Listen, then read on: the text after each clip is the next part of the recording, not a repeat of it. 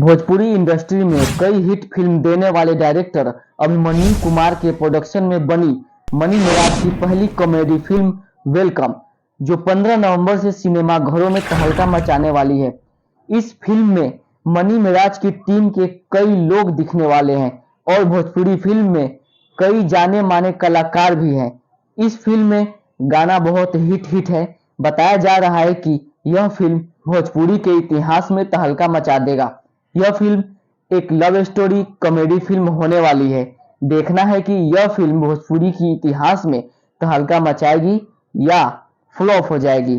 तो अपनी राय कमेंट में जरूर देना। बाकी 15 नवंबर को वेलकम मूवी का इंतजार रहेगा। तो दोस्तों, ये वीडियो आपको कैसा लगा कमेंट करके जरूर बताना। और मनी मिराज और बॉलीवुड और हिंदी फिल्म से जुड़े सभी अपडेट के लिए हमारे न्यूज़ 786 चैनल को सब्सक्राइब करके रखें। और मनी मिराज की फिल्म आने के बाद इस पे मनी मिराज की मूवी का फुल रिव्यू आएगा। इस चैनल को सब्सक्राइब जरूर कर लेना।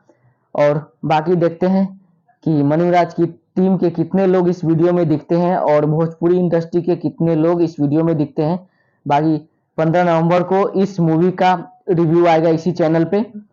बाकी हमारे बॉलीवुड और हिंदी भोजपुरी के रिव्यू के लिए हमारे चैनल को सब्सक्राइब करके रखें।